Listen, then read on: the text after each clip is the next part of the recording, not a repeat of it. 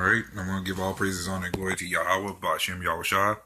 Double honors to apostles of GMS and the sincere. Shalom to the brothers out there pushing this truth and sincerity.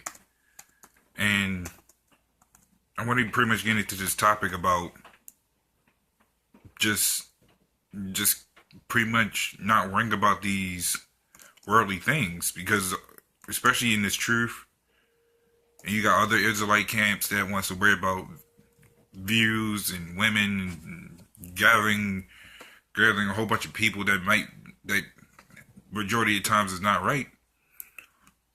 And that's not what we're supposed to be doing. And that's the foolishness of our people, because it's all about the popularity. They may not have been popular in school, or they're so used to being popular in school that it's hard to take off that demon from them. And that's what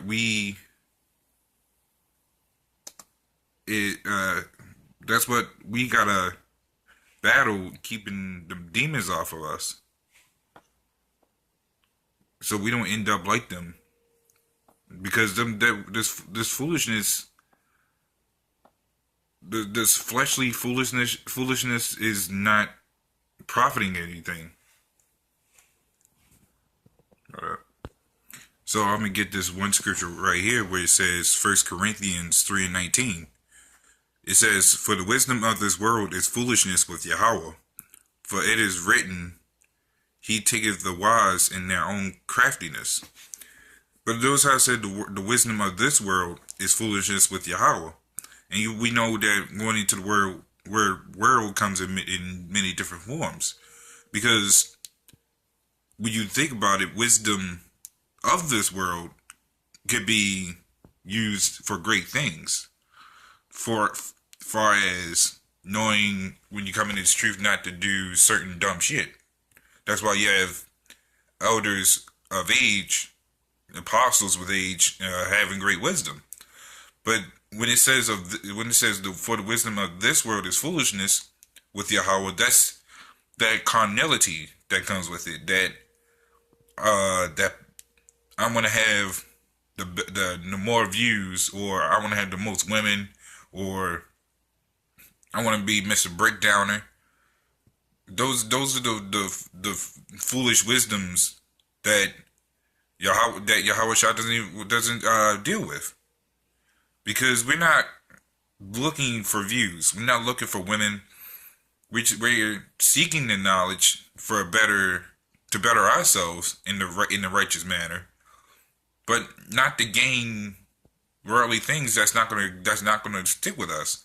You have all these women, and then next thing you know, some bullshit happens. You could lose all your money, or the camp falls apart, and then these women are just gone. So all the women that you had vouching for you was never there in the first place. So that's how you're shown that you're being a bigger fool than what it takes. You're not being a righteous fool for Yahweh Shah. You're being a fool in your own blasphemous, lustful ways. Because only a fool will worry about how many views you get, or how many scriptures you know. It's not about how many scriptures you know. It's about how you apply the scriptures and how much you take it to heart spiritually.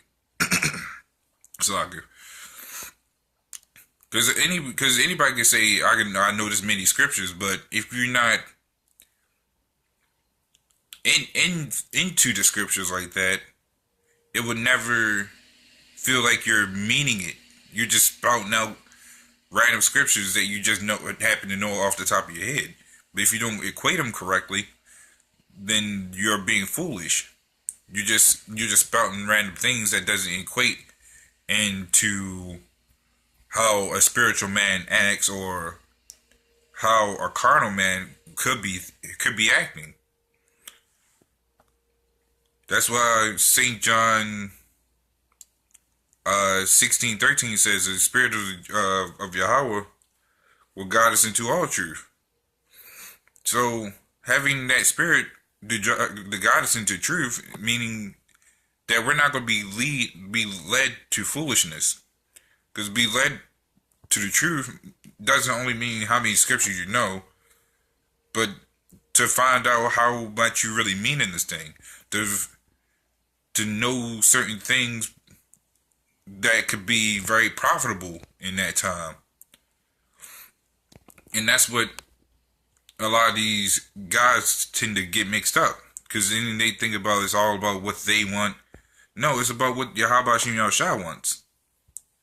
That's why when you read St. John 6:63, it says it is the spirit that quicketh, the flesh profiteth nothing. So when, like I said, the flesh profiteth nothing. That's all the carnal things that goes on in this world. The fighting, well, naturally it's natural to fight, but where you're being vain about shit, that's the biggest problem. That's the carnal minded flesh speaking right there, and that profit you nothing. Because I can give you an example.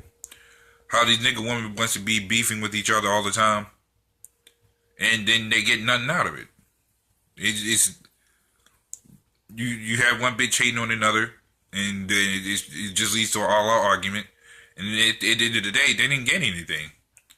But when you come into the fold, and you have a brother that might be arguing with another brother on the scripture, they might come to a conclusion of what the scripture really means, and then they could come to a closure and actually go out and teach together on the same accord. But you got other camps that don't do that. You got other camps.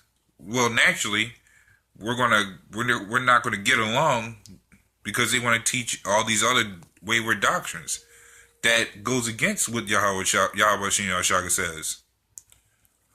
That's why we don't get along, which Amos 3:3 goes into. Can two walk together except they be agreed? So that's why I say when brothers do it, and when I mean brothers inside your own camp, they may be genuinely, might be confused on the scripture, and they might need some help. But I'm not counting these other Israelites as brothers because they're acting like niggas. They want to go off on their own vain doctrine, and that's not supposed to happen.